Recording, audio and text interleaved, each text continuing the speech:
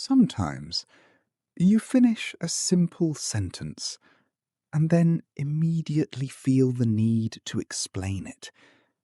You add context nobody asked for.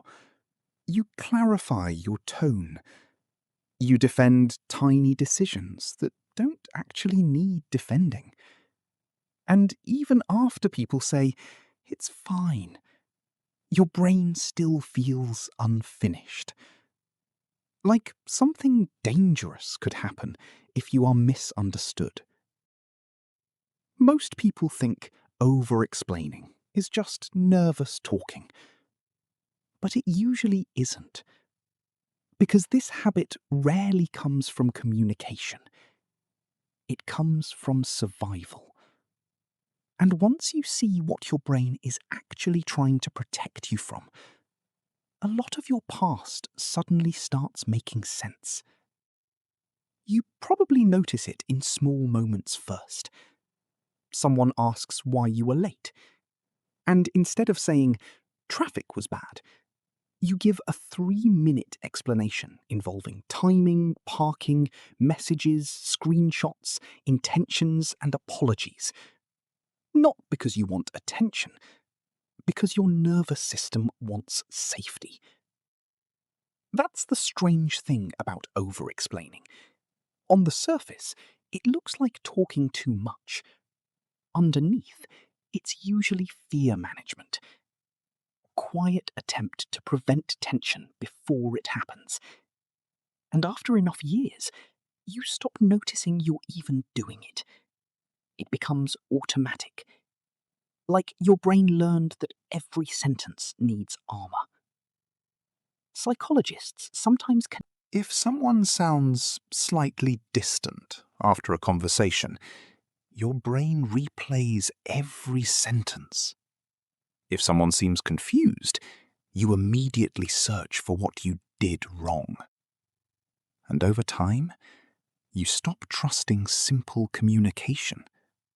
Everything feels emotionally high stakes, even ordinary interactions. A lot of this begins earlier than people realize, especially in environments where being misunderstood had emotional consequences. Maybe your intentions were constantly questioned growing up.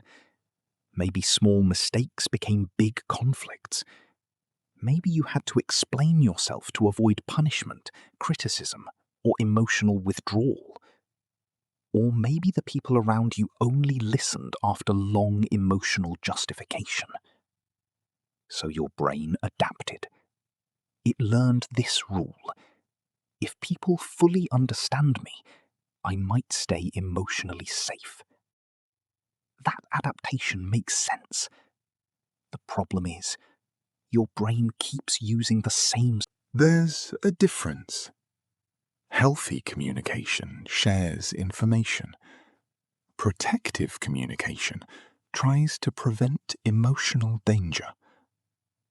Before responding to someone, pause briefly and ask, "Am I explaining this to connect or to avoid discomfort?" That question matters because awareness activates the prefrontal cortex, the part of the brain involved in conscious regulation. It interrupts automatic emotional loops.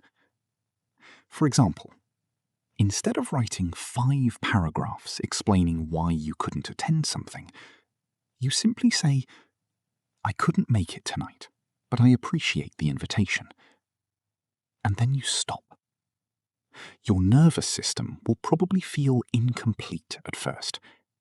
That feeling is important because you are finally allowing uncertainty to exist without over-controlling it.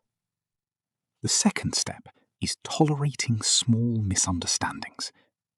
This sounds simple, but psychologically, it's huge. Your brain